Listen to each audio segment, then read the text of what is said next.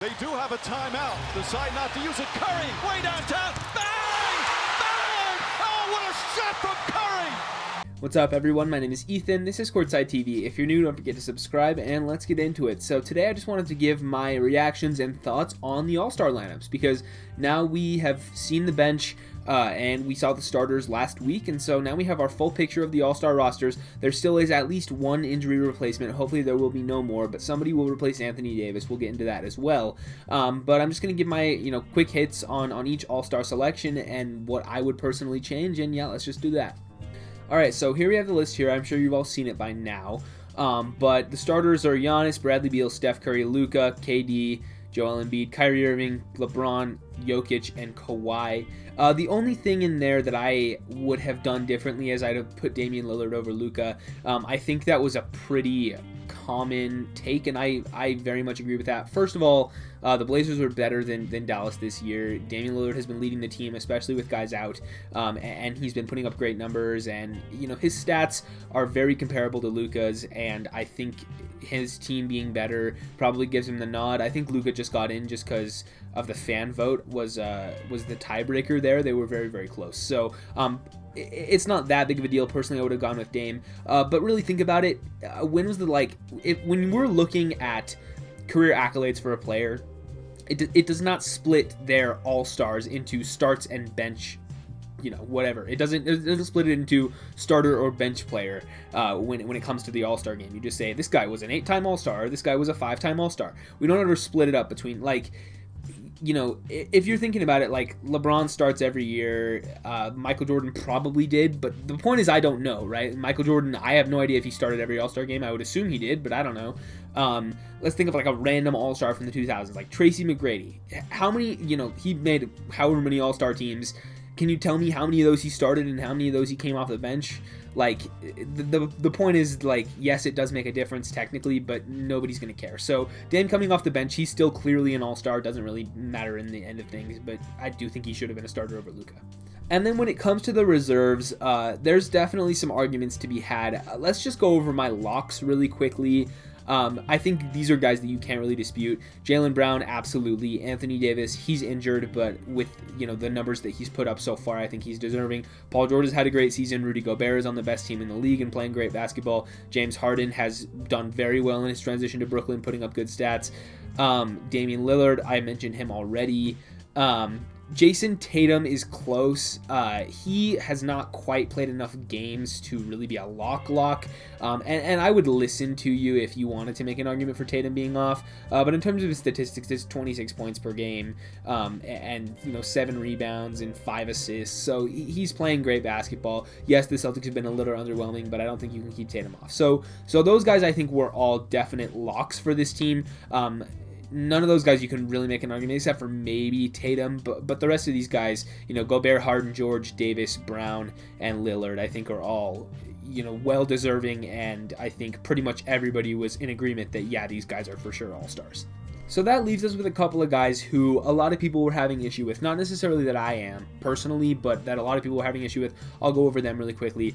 Zach LaVine, I would have put on my all-star ballot, I think. The Bulls have definitely turned their season around after a slow start. They're about 500 right now. I think they're about, playing even basketball right now, which is, higher expectation than a lot of people had for them. They're playing above what a lot of people thought they would. So him putting up great numbers on great efficiency, leading a team to a playoff spot. They're, I believe, the 8th seed in the Eastern Conference right now, 7th, 8th, and 9th seed, somewhere in there. So they're definitely in the mix.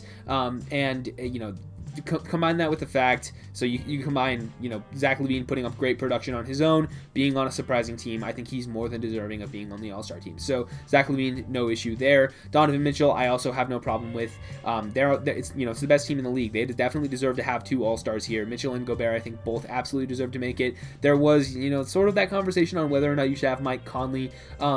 For me, I get wanting to get Mike Conley into the All-Star game just because he has had such a long career and such a productive career, been so good for so long, and has never, gotten over that hump to make the All-Star team. So people kind of wanted to give it to him because this might be his last chance to really get in. And for the sentimentality and stuff, I would have liked to see it. But if we're just going on who's had the better season so far, I think Mitchell really has the case for him. He's pretty much better in every statistical category. I think Conley's leading him in assists and maybe efficiency, but Mitchell, I think when you watch the Jazz, he's clearly a lot more important to what they do. I think most people would agree that Mitchell is definitely a better player than Conley. You could maybe make an argument that Conley's having a better season, but because it's so close, I think you just got to give it to Mitchell here. Chris Paul, I also have absolutely no issues with. The Suns are playing great basketball. He is putting together just an amazing season, very comparable to last year, leading a team to one of the top records in the conference. He's doing it all. I talked about the Suns a couple of days ago in that video, and I just love watching this team. I think they're dangerous. I think they're more than capable of making a deep playoff run. They're playing together, they're playing connected, and Chris Paul is the key to all of that. He's passing the ball, he's scoring, he's efficient, doing all the little things. He is more than deserving of being on this All-Star team, and his teammates should be there as well. I'll get to him in a minute. Julius Randle, again, is one that I agree with. He's having a career year in pretty much every statistical category. If we just look at this, he's averaging 23.2 points per game, 11 rebounds, 5.5 assists, and he's doing it on much better efficiency than he was last year. If we look at his 3-point percentages, last year he shot 27% from 3. This year he's up to 41. That's a crazy jump to make in 1 year. And he's, shooting 4.5 threes a game.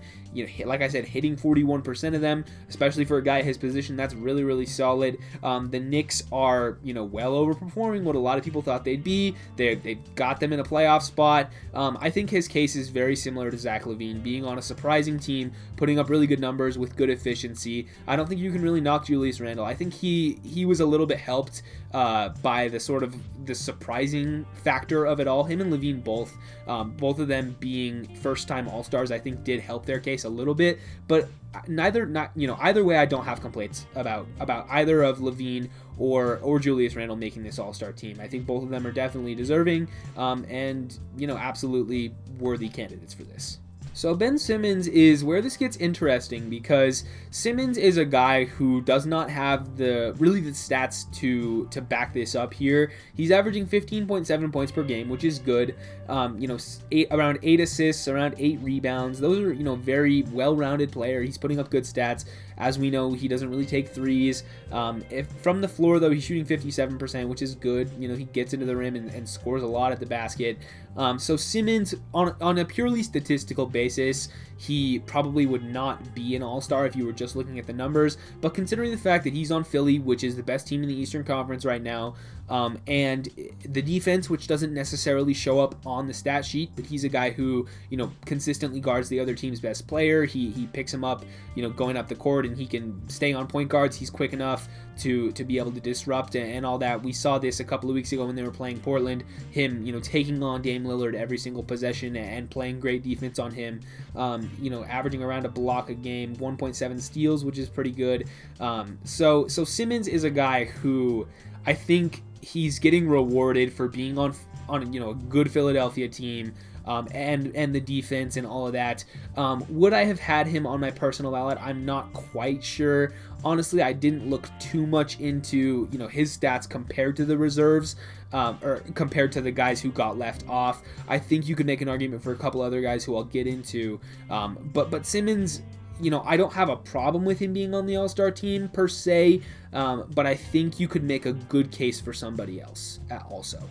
And then these last two are ones that a lot of people that had problems with, and honestly, I was surprised, specifically with the Vucevic one.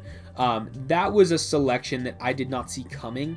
I didn't think that I would see Vucevic on this team, but looking at his statistics, I can't say that I hate it. I mean, the dude's averaging 24 points a game, to go with 12 rebounds, 3.5 assists. on 48% from the field, 40% from three.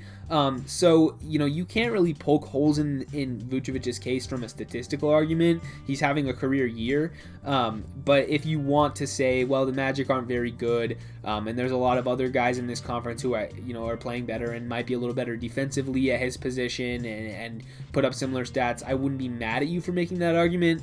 And prior to looking at Vucevic's stats, I wasn't aware how good of a season he's having. Like, I've watched some Magic games, but they've been so decimated by injury that it's been kind of a slog of a season for them. But 24 points a game is nothing to sneeze at, and doing it on on his type of efficiency, I think warrants him getting this spot. But I was definitely surprised by this selection. And then this Zion Williamson one is, listen, I don't want to be labeled a Zion hater. I really don't, because I made that video probably about a month ago now, where I wouldn't say I talked trash about Zion, but I was maybe a little more pessimistic on him than a lot of people seem to be.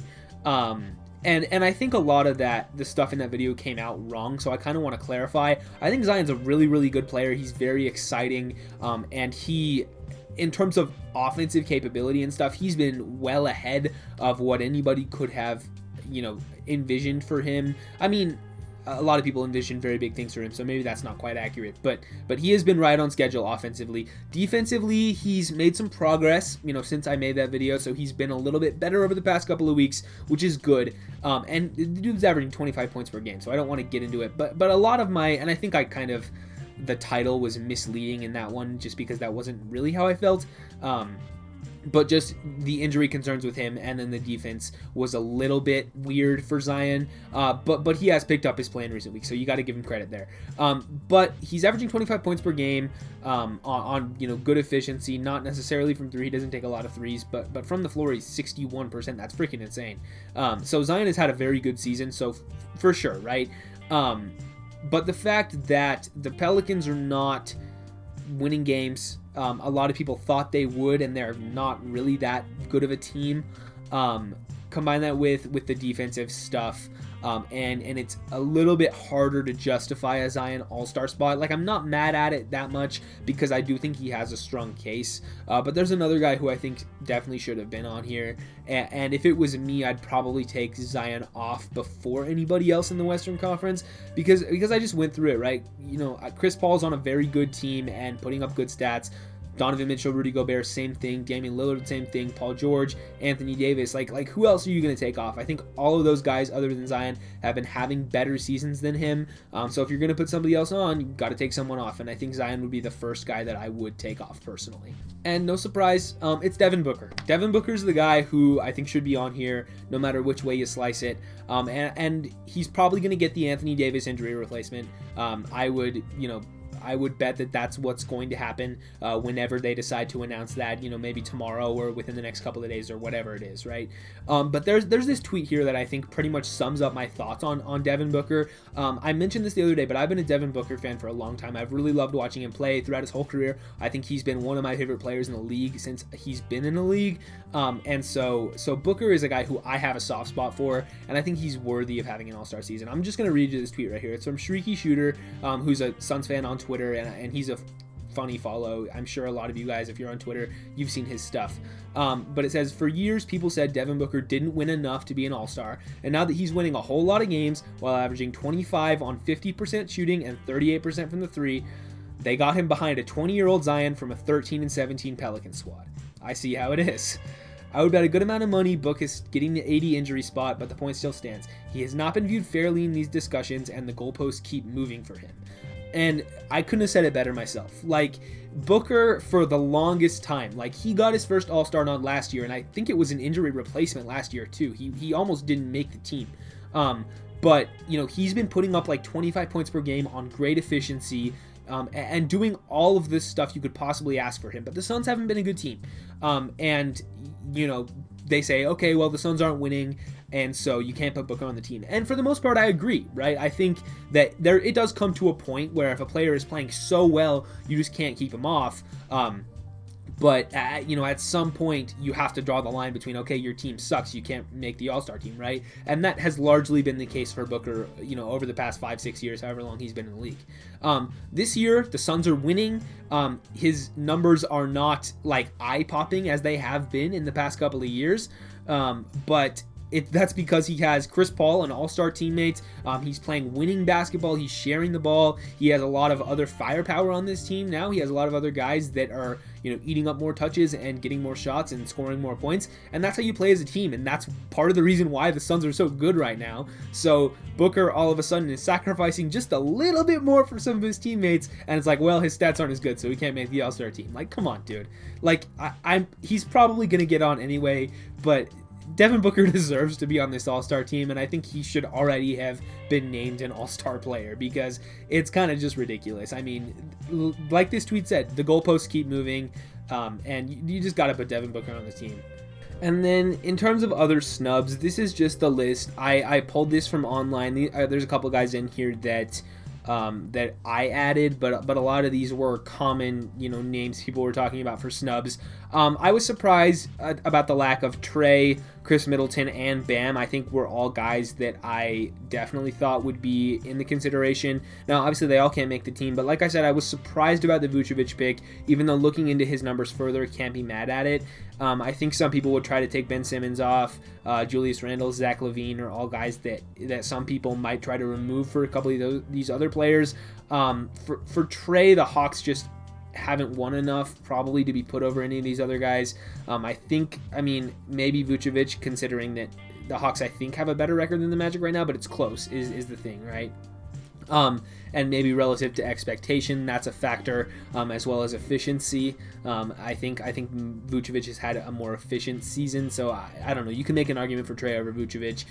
Chris Middleton, who the Bucks have not been quite as dominant, so that was probably his downfall. He's doing Chris Middleton things. His stats are the same as they have been the past 2 years, but it's just the circumstances of the All-Star team. I think there was a lot of deserving candidates this year, and so combine him doing pretty much the same stats he has the past 2 years. He just didn't have enough of a case over these other guys just because there was so many people playing well, and the Bucks as a team have not been as good. Mike Conley, I talked about him already. Jimmy Butler has missed too many games. He's doing Jimmy Butler things, putting up the same stats. I think he's a top 10 player in the league, but he was out for a long time with virus stuff, and the Heat have been underwhelming. Same with Bam Adebayo. I think I skipped him, but Bam has same stats as last year pretty much, but the Heat have just not been as good. But I think Bam is a guy that I would have given a lot more consideration to potentially over Vucevic, but the points, I think the points per game is enough to probably put Vucevic in, but Bam defensively has been great, but that's kind of a whole nother topic. Fred VanVleet, he's put up good stats, but the Raptors have not been incredible. Similar with Kyle Lowry.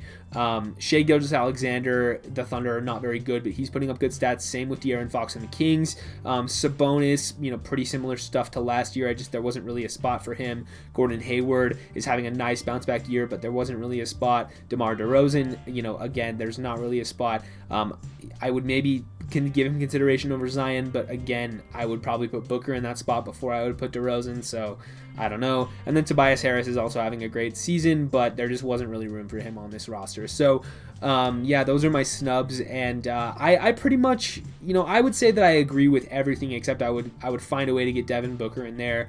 I think you could make an argument for maybe Bam or Trey or Chris Middleton instead of Vucevic or Ben Simmons. I think those would be the things that I would have to think hard about.